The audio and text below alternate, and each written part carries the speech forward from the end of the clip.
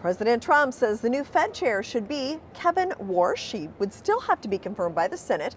Worsh is a Federal Reserve insider, but recently has been criticizing the central bank for not cutting interest rates quickly enough, something Trump supports. Southwest shares jumped the most since 1978 as airline predicts profits could quadruple this year. The airline replaced its open seating this week after 54 years with assigned seats for passengers.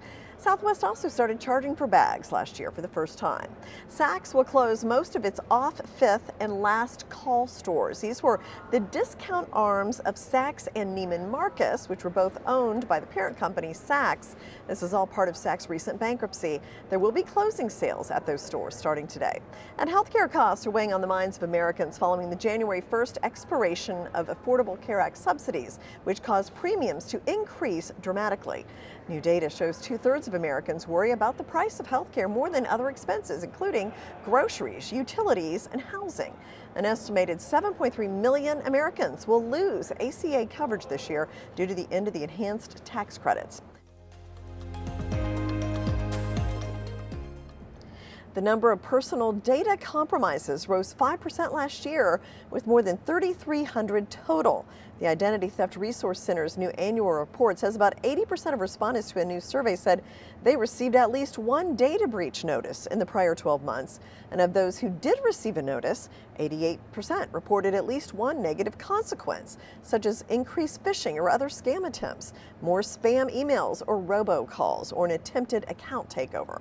Well, Google has aimed a knockout blow at a massive cyber weapon that researchers say is running silently on millions of devices in the homes of consumers.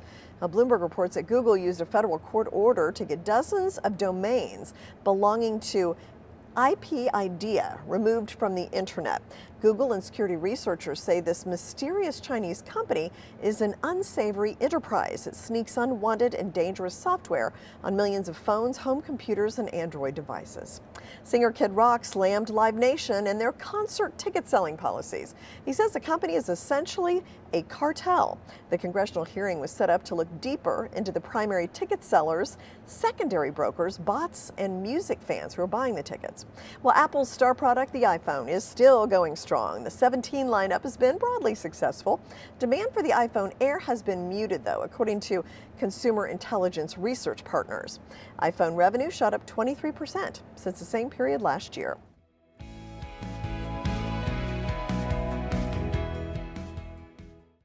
ExxonMobil and all oil company stock closed higher yesterday. Oil prices have been on the rise this week as a military buildup increases around Iran. ExxonMobil and Chevron do report their earnings today. Starbucks Rewards will reinstitute tiers as part of the company's bid to encourage customers to visit more frequently. The coffee chain made the announcement at its investor day.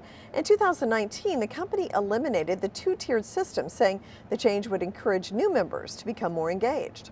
Chemical giant Dow will cut some 4,500 jobs, turning to artificial intelligence and automation instead, as it looks to streamline operations. That's about 13% of its workforce. Dow expects to see a profitability bump of at least $2 billion as a result. Dow makes pesticides and herbicides as well as fertilizers for the agriculture industry. And the Farmers Almanac has a new owner. The media company Unofficial Networks has acquired the Almanac.